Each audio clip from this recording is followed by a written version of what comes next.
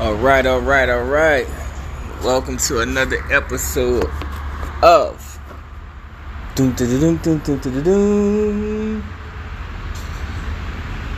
C.O.D. You're like, C.O.D? What that mean? Is that Confessions of a Dog? I see why you would think that.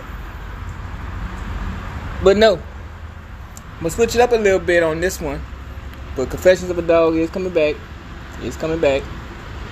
Unfortunately, it's coming back. I know you wonder, before I get into the main subject title of this particular podcast, let me tell you why I say unfortunately it's coming back, right? I know I'm not naive. I have an impeccable talent in regards of storytelling. And I say this with all humbleness. I am probably the greatest storyteller never heard. Like, I literally paint pictures with my words. I understand that I paint pictures with my words. I understand as I've given people detail by detail of scenarios that occurred in my life that they can almost visualize it in their mind. It's like when I'm telling the story, it's almost as if they're going through the experience with me. I have a undeniable understanding of that. And none of it be written down. Like, it's all off muscle memory. Any stories that I tell y'all, it's all muscle memory. And I say unfortunately because I don't want to make it seem like I'm glorifying many of my shortcomings that I went through in life giving up to this point. Because I'm not glorifying it. I'm not glorifying it at all. Now, we all, especially men, was always brought up to believe that it's a man public servant to share his love with as many women as he possibly can. You even go back to stories in religion's terms, whether it's Christianity, whether it's Islamic, whether it's Buddhism, whether it's whatever religion that you want to name, right? One of the main focal points in regards of a man is, in order to prove his dominance as a man, he must be able to conquer as many loyal women as possible. So, throughout the majority of time of our lives as men, we can even start off as young boys growing up into men, we're being pushed to test the waters of many different females and many different backgrounds and many different nationalities, many different ethnical backgrounds, in order to conquer each part of the puzzles, each piece of the puzzle, each pieces in order to create a puzzle. And for the longest time, that was very, very, very much true. That was my mind state once I got introduced to sex and started smelling my drawers, thinking my shit don't stink. Once I started getting a few compliments about the sexual experiences that women say they felt when they had intercourse with me.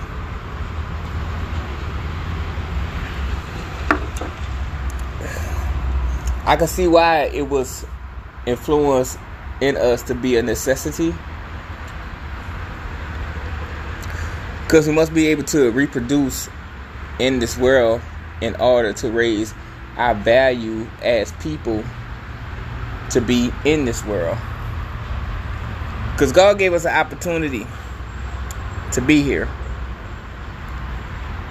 Didn't give us no directions, didn't give us no maps, gave us little clues to where we needed to gather up by ourselves and basically make lemons out of lemonade.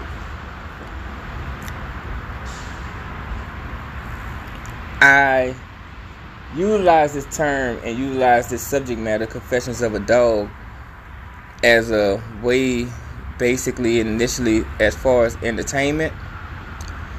But as I dig deeper and deeper into my stories, as I get deeper and deeper into remembering the many different times that I was placed in sexual situations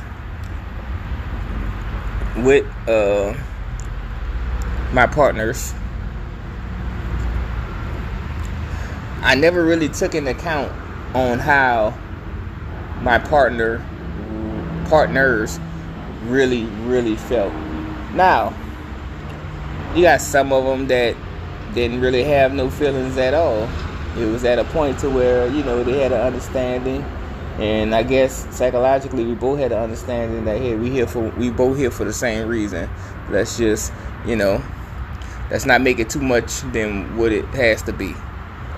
Let's vibe, let's flow, and let's see where it goes from there, basically, right?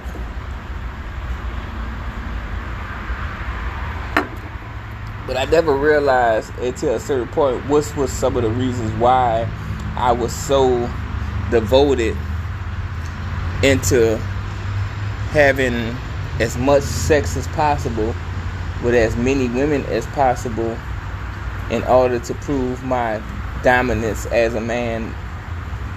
Looking deep beyond the surface, what is it really? What is really the reason why I feel like it's just such a huge obligation that I conquer as many women as I possibly can? Because it's not like I had many friends to where it was a situation where I was doing it in order to be braggadocious, because I wasn't. And truth be told, I'm really a sucker for love, to be honest with you. I know this might sound crazy, but I am not going to say I have a detail by detail memory of every partner that I ever shared moments with. But if I entered you, I remember you. If there was a female I ever entered, I remember. Whether it was by circumstance, whether it was by destiny putting us together and allowing us to continue a conversation in order where it groomed to that point, or whether it was just a simple appointment. A dick and dash, as I like to call it. Yeah, a dick and dash. And I had plenty of them, I tell you.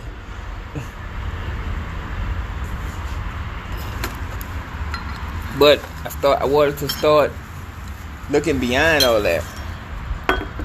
Like, why is it me? Because I always ask myself those questions. Every time I got done to finish with my experience with my partner, I always took a few minutes to just look at the ceiling, and I always wind up asking myself, okay, what was my purpose beyond me being horny?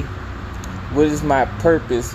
What was the purpose of me indulging into this sexual experience with this person that's laying next to me, outside of the fact that my dick was hard, I found him attractive, I wanted to leave my mark? Like, what am I searching for? Like, what am I looking for?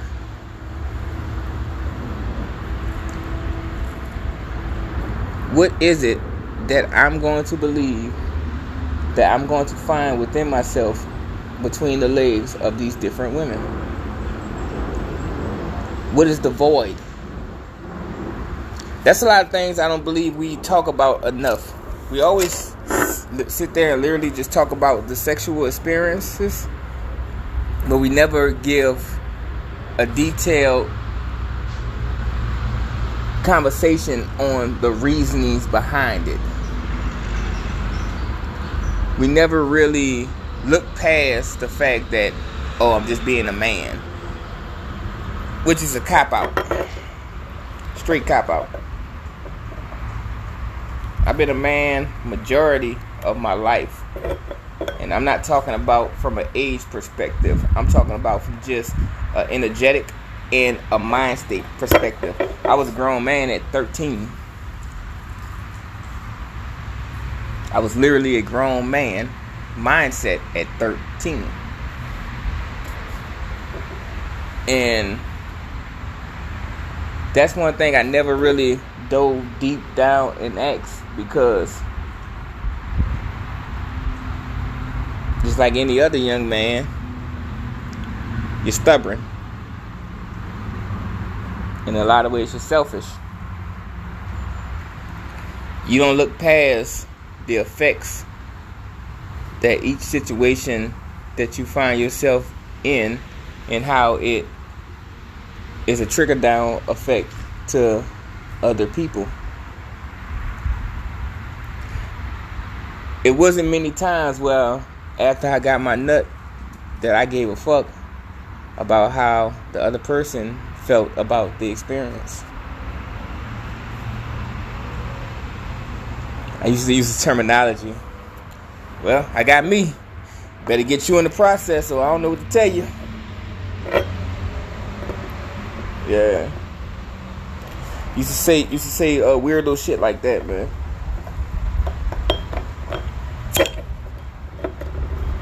And to be honest with you, and most people say,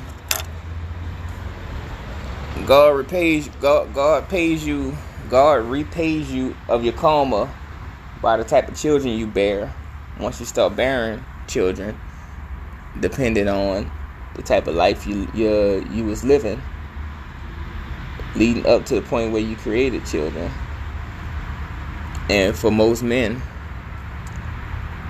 who lived a life of recklessness, who lived a life of dangerous situations, who lived a life to where it was far, far beyond safe, make girls. We make daughters. Some of the most responsible men, some of the most safe men, some of the men who thinking beyond their dick when they start having children, typically makes boys. Now, I don't have no data, no proof of this.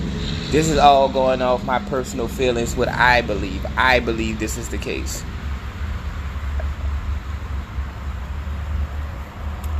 I'm not saying it's right, just saying it's my opinion. But I could remember and reflect back to a time to where a female told me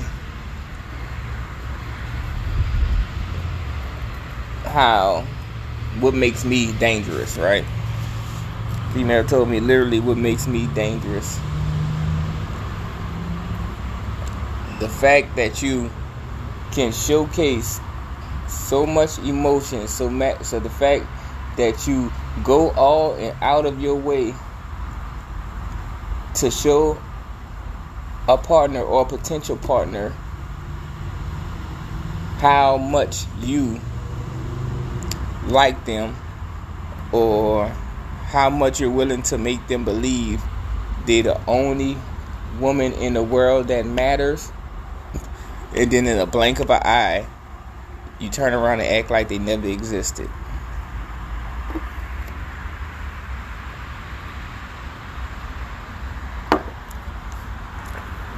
She said that is more detrimental than a man just coming up and just saying, hey, I just want to have sex, get a nut, and that's it. I ain't trying to talk on the phone with you. I ain't trying to do all that. Do you find me sexually attractive? I find you sexually attractive. Let's fuck. Let's have sex. And let's, go about our business like that. She told me she can deal with that. Because at least that person gave them a choice. But with you, now this her still talking to me, but with you, it's almost like you're so nonchalant that you don't realize that you're not giving your partner or potential partner a choice but to love you, but to fall in love with you. It's almost like you force women to fall in love with you without even lifting a hand, without even lifting your voice.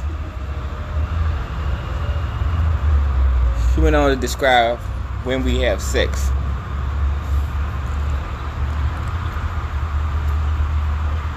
She said when we have sex, the passion you put behind it, the focusedness. It's not a situation where we're in the middle of intercourse and you looking down, you looking around, you looking in all different places. It's like you targeting in on my soul.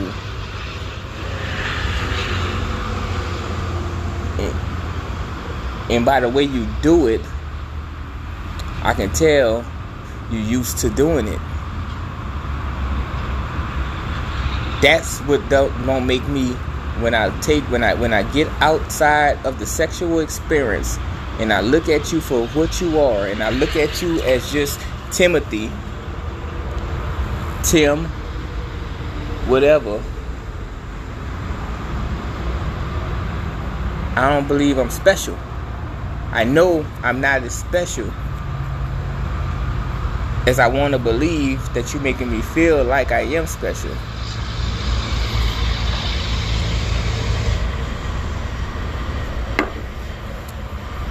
Yeah, that shit hit me. It really, really did.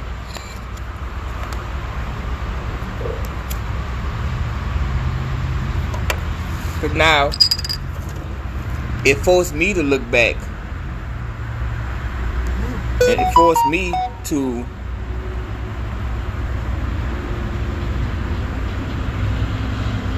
think about certain things in life. It forced me to kind of look at my actions.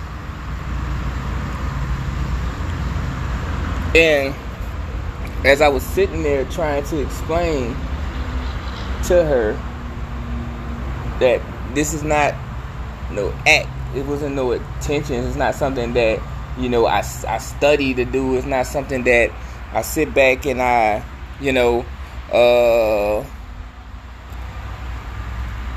try to do on a consistent basis. You know what I'm saying?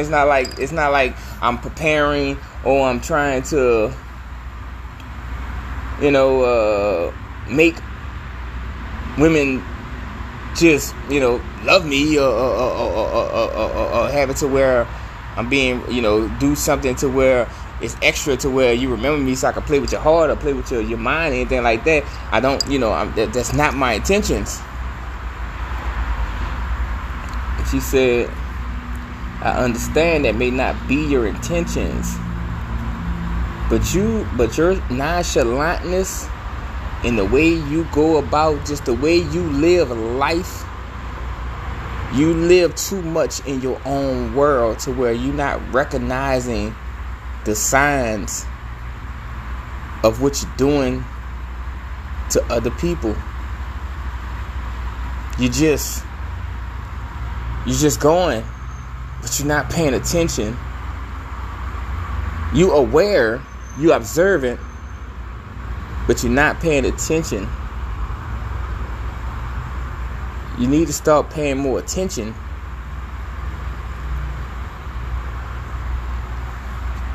So I thought about it. And then I started reflecting back on what previous women had told me that kind of went in line with the same thing she was telling me at this moment.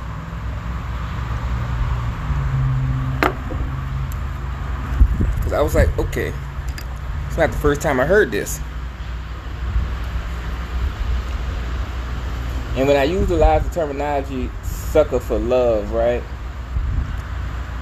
I just have this complete feeling and thought in my heart that any person that I give my time to, or any person that bless me with the availability of their time, I want to leave an impression, even if it's not in a scenario to where I'm trying to butter them up to want to like kind of fall in love or even think about me the next day. I used to bring like anybody that, you know, I ain't gonna say anybody because I ain't do it with everybody, but more times than not, like, you know, roses or text, you know, good morning texts, you know, how you doing, just check and see how your day going, you know, just what I believe was just common, you know, courtesy in regards of just letting someone know, like, hey, you was on my mind, you know, you was on my mind, just like, you know, you're on my mind. So I made it a point to make sure I was putting in the necessary effort. And just like I do with anything in life, whether it's a job, whether it's a goal, or whether it's anything, if it's something that I'm pursuing, I want to make sure I'm doing all I can to showcase that, hey, I'm interested. So even if it work out, if it don't work out, whatever the case is, I can always go back and say I put in 100%.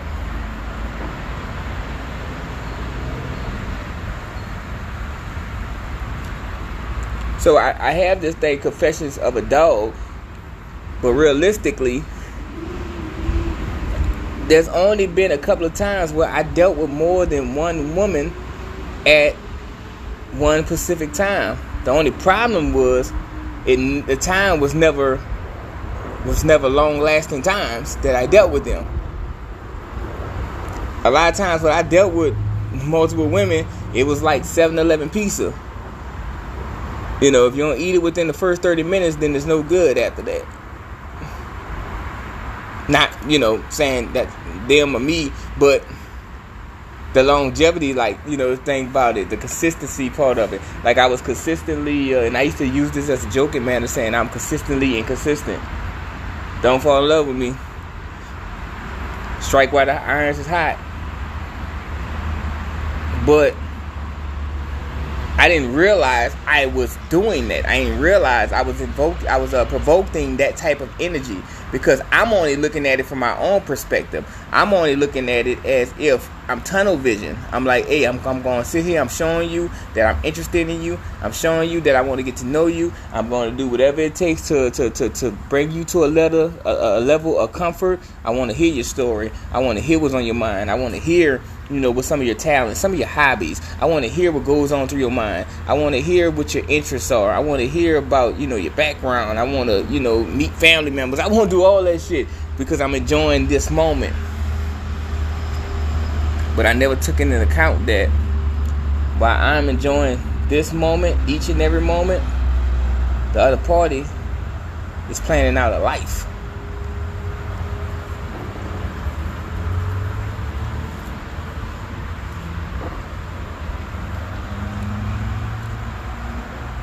Let me be 100% real with y'all, man. At the end of the day, I realize I've been hurt, right? I know a lot of men ain't gonna say it. A lot of men be too masculine to say it. But deep down of every player or every dog,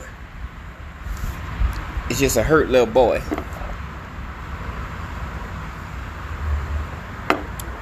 who gave his love to the wrong one. So he utilized that as an excuse in a lot of ways, directly or indirectly, not give enough love to the right one or the right ones that cross his path.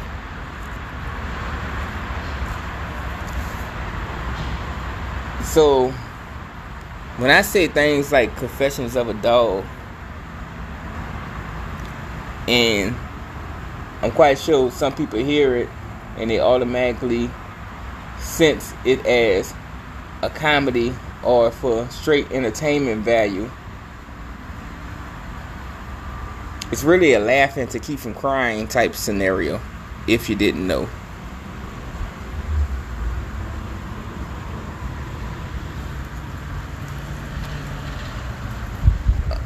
I'm aware of, as I get older, obviously, and like I said, once I had my children, I'm realizing more day by day the impact of my actions without realizing the actions I was doing. And I think a lot of men don't recognize that.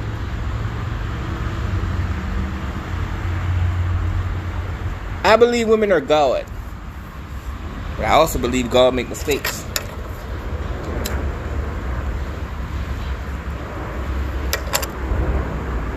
I'm a strong believer that God makes mistakes.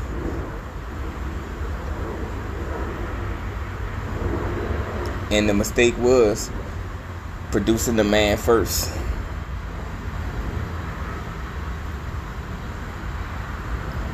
I dig deep into it after we do a little commercial break. I'm gonna shuffle some music, and we're gonna finish it, start back off where we left, where we're leaving off at. This is Who Cares Podcast by Tim O. Thigh, C.O.D. And I ain't even get to the real topic yet.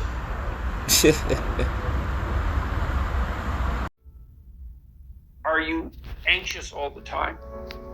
You wake up in the middle of the night and worry about things. Maybe you're going through a particularly rough time in your life, and so you're hypersensitive. I've never been surprised as a clinician that people are anxious. Maybe you're physiologically ill and less resilient than you should be. Maybe you're not eating enough. One thing I would recommend to begin with is to make sure that you just try this. I know it's surprising advice. Try to eat a big breakfast for like 2 weeks. See what happens. See if that drives the worry down. Now then, the next thing I would ask, when does it happen? Like, are these dreams? Are these thoughts before you go to bed? Do you wake up in the middle of the night with these visions running through your head? One of the things you can do that's counterproductive is take one of those fantasies that's torturing you and that you're suppressing, because you will be suppressing it, and let it play itself out. You see, what's happening is that the parts of your mind, the parts of your brain, the parts of your psyche that are alarm systems, so that's the anxiety systems, they're trying to think something through. And they're using fantasy to think it through. This is actually a form of thought that's torturing you, because it's reasonable for the parts of your brain that are on the outlook for negative occurrences to think, well, what if? That's what thinking is. And sometimes you think positively, what if? And sometimes you think negatively. And, well, you're, in all likelihood, doing everything you can to escape from these thoughts when they make themselves manifest. But all that does is make the systems that are producing those thoughts even more likely to produce them, because now they think, the alarm system thinks, oh, well, here's a danger, and I'm trying to present the active agent, the person who I inhabit, with evidence of this potential threat, as a good alarm system should. And it turns out that they're so afraid of the message that I'm delivering that they won't even listen to it. Therefore, the situation must be much more dire than I supposed. I'm going to have to amplify and increase the emotion of my statement and the repetitiveness of the thought. And so that's just not helpful at all. Because what you've done is you've taken a worry,